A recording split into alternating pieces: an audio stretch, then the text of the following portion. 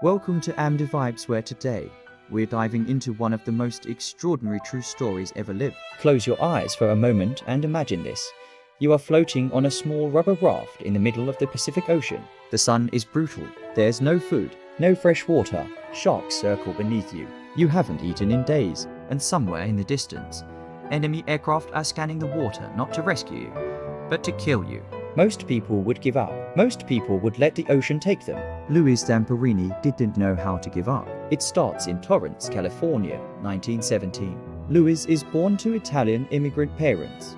A scrappy, wild kid who steals food from neighbors, drinks bootleg wine, and fights anyone who looks at him wrong. He's heading nowhere good, the kind of kid the town has already written off. But his older brother Pete sees something in him, something raw and powerful. Pete convinces Louis to run track, and when Louis Zamperini runs for the first time, something awakens. He doesn't just run, he FLIs. By 1936, at just 19 years old, Louis Zamperini is on a plane to Berlin. He's representing the United States of America in the Olympic Games. He runs the 5,000 meters before a crowd of 100,000 people, including Adolf Hitler himself, and finishes 8th. But it's his final lap that makes history.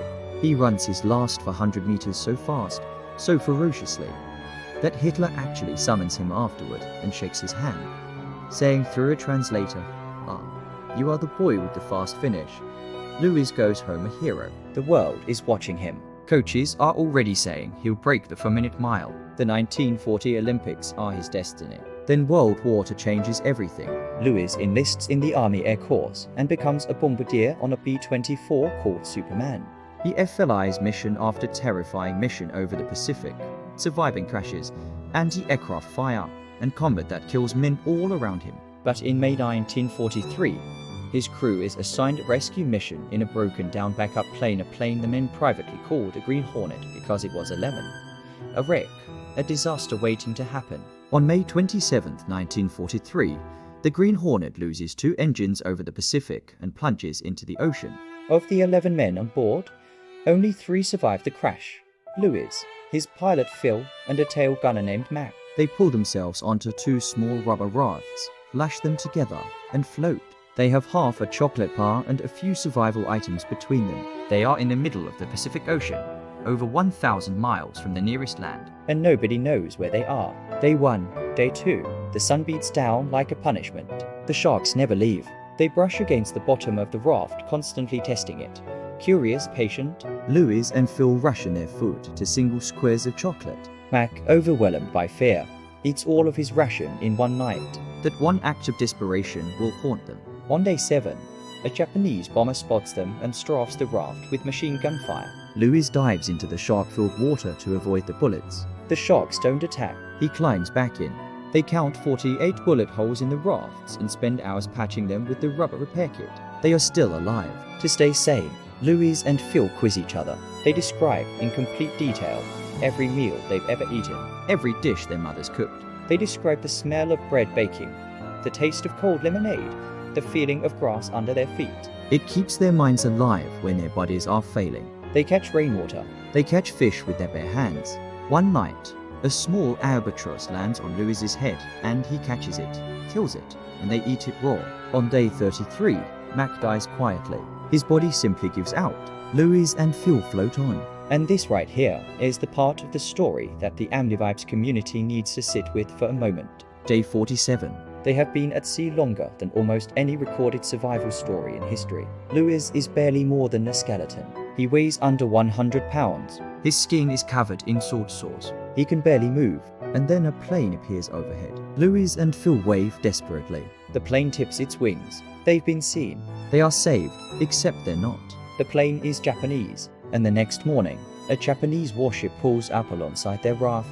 Soldiers with rifles point down at them. Louis Zamperini, Olympic hero, near dead, floating on a raft for 47 days, is taken prisoner of war. What follows is 2 years of hell. Louis is sent to a series of prison camps across Japan, where he endures starvation, forced labor, and systematic beatings. One guard in particular, a man the prisoners nicknamed the Bird, becomes obsessed with breaking Louis specifically. Perhaps because Louis refuses to break.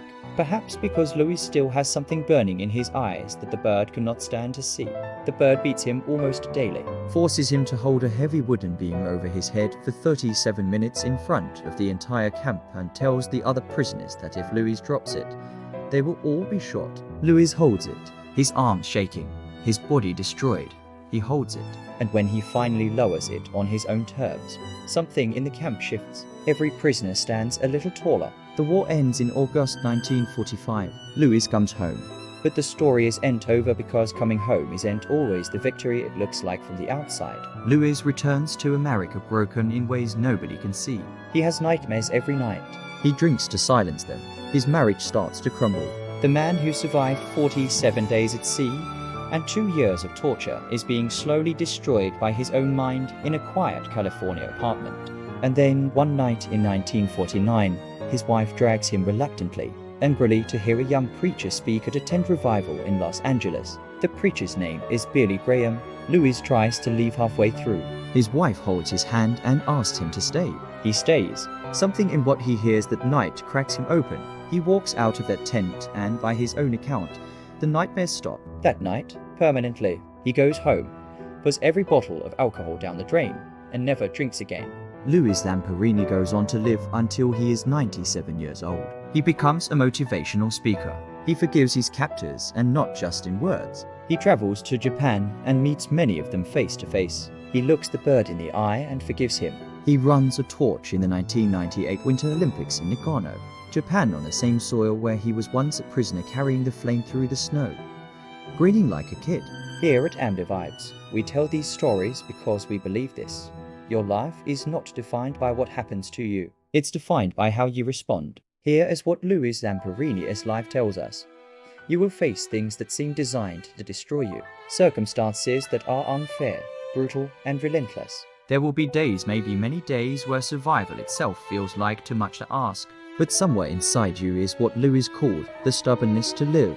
Not just to survive, but to absolutely refuse to let circumstances define the final chapter. He wasn't a superhero. He was a scrappy kid from California who stole pies of windowsills and got into street fights. What made him extraordinary wasn't that he never suffered. It's that he kept choosing, day after day, raft after raft, beating after beating, to still be here tomorrow. And so can you. If this story moved you, share it with someone who needs it today. Subscribe to AmdiVibes for more stories like this, because the world needs more of this energy. We'll see you in the next one.